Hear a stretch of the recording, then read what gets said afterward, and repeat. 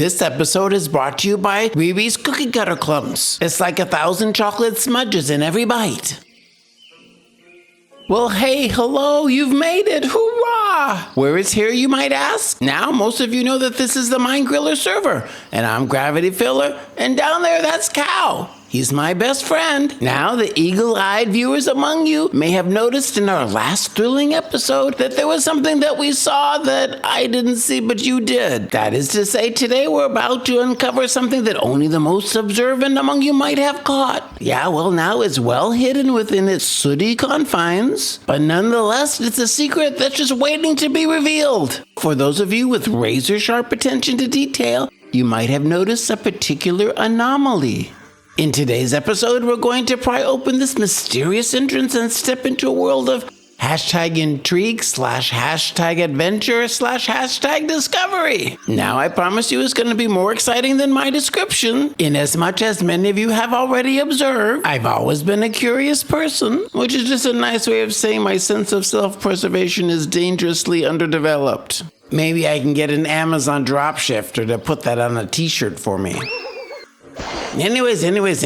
Now, as I've been preparing for this episode, I've become quite worried about Cow. I think he's worried that he might have monkeypox. And I told him, of course, we don't call it that anymore. I think we say mpox. And last week, when he thought he had the Spanish flu, I had to tell him, no, it's actually called the 1918 influenza pandemic. And of course, the week before was the swine flu. Now this looks like a place that might have a musty HVAC system or some legionnaires hiding in the walls. Now between you and me and J. Edgar Hoover's dresses, this chimney is a little bit concerning. If Zwarte Pete jump scares me, I promise I'm gonna flood the basement. And in here is spiders! Look at all these spiders! No! Now spiders give me the heebie-jeebies. To be honest, all that hissing and biting makes them a little bit antisocial.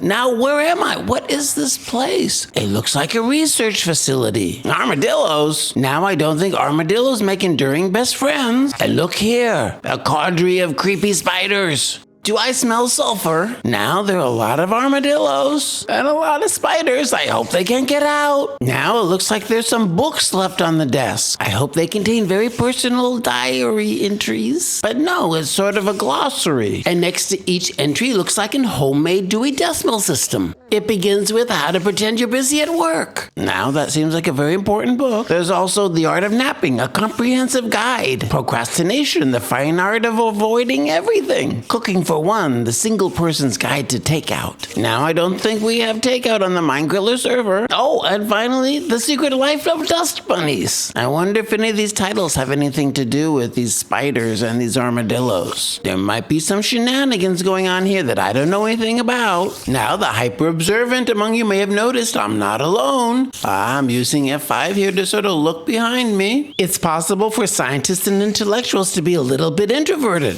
And to be honest, I have sort of ham-fistedly climbed down this man's chimney and began rifling through his secret glossary. Out of the corner of my eye, I thought I saw him sneak over here. It looks like he's not a very light sleeper. And neither are these armadillos. Hey, look, he's in bed. This means it's nighttime. That's quite fortunate. I can rummage through the house without anyone noticing. In case you've forgotten, I'm still in search of a midnight snack and maybe a hay bale for Cow. Now wait a gall-darn cotton-picking minute. What do I see? Do you see? There's a ladder. I don't know if F5 will let me take a peek down there. Now you all know I'm not one to avoid a secret ladder, but I'm also a little bit afraid of what I can find. Let's see. I changed my mind. All right. What is this place? A secret laboratory underneath a secret laboratory in the attic. Hey, look here, another secret ladder. I wonder where it goes. Oh, I have to squat down. My head barely fits. Now, first spider web I see, and I'm done so. As you know, spiders give me the heebie-jeebies. But their work on the Saturday Night Fever soundtrack was a seminal addition to pop music. Anyways. The most observant among you will have noticed that I found a ladder with smoke coming out of it. I think I've just had my first clever thought of the day. This is a trap. Yeah, I descend the ladder and then I'm standing on top of a campfire. And then I can't jump high enough to get back onto the ladder. And I burn to death. This is quite sneaky and quite dangerous. There must be quite big secrets in this place for people to go to this length. But also they were expecting interlopers, like me. Look, can you see me? I'm hiding in the walls.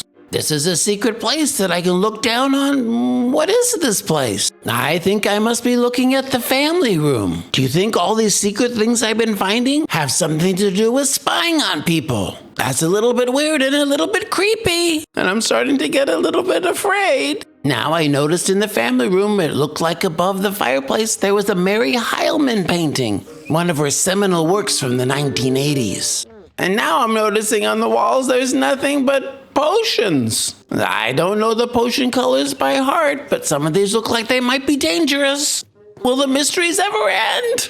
Ah! Now what is this room? It's awfully humid and stinky in here. It smells like fish. Did you know there are more than 30,000 species of fish? That makes them more numerous than all mammals, birds, reptiles, and amphibians combined. And it seems like more than half of them end up in the microwave at work. Yuck, pooey, stinky. I'm confident you're not someone who would do that. Look here, a wall of barrels.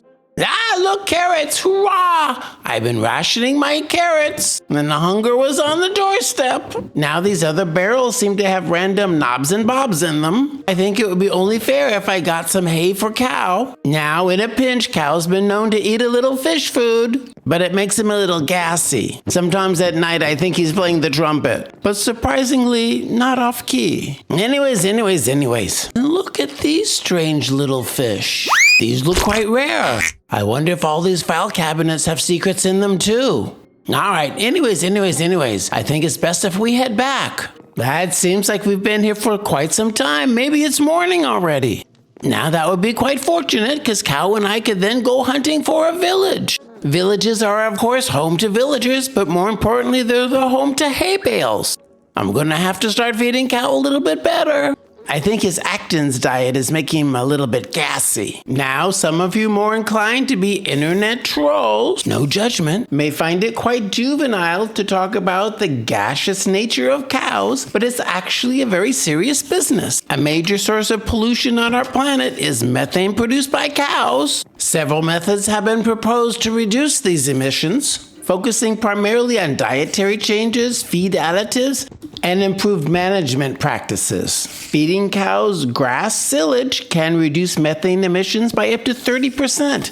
However, this grass is high in nitrogen. And of course, the most obtuse among us already knows that. The compound 3-nitrooxypropanol targets enteric fermentation and has been shown to reduce methane emissions by somewhere between 30 and 90% in trials. Anyways, phantoms, who let the sky rats out? No, I'm just gonna hide over here. No, go. Oh, no.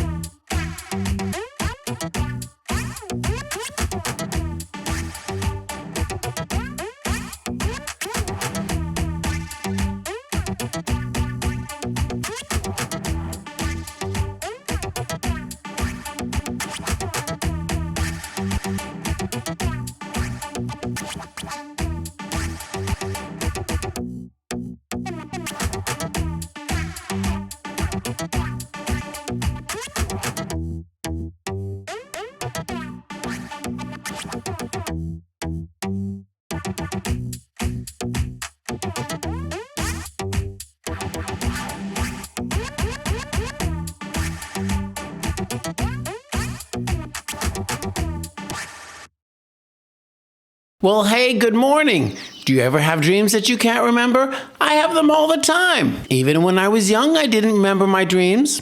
I don't know why. I do know that on our list today is to get some hay bales for Cow. He's awfully hungry and I haven't fed him in a very, very long time. If I'm not careful, Cow can get quite hangry, which I sure you know is a combination of hungry and angry, and no one wants that. Now, I should say my plan is maybe not a very complicated one. Cow and I are going to venture out to a village, and there we're going to find some hay bales. I think this is the fastest way to get some food for Cow. Some of you may know this and some of you may not. I'm going to tell you a little secret. Are you ready? Cow's afraid of heights.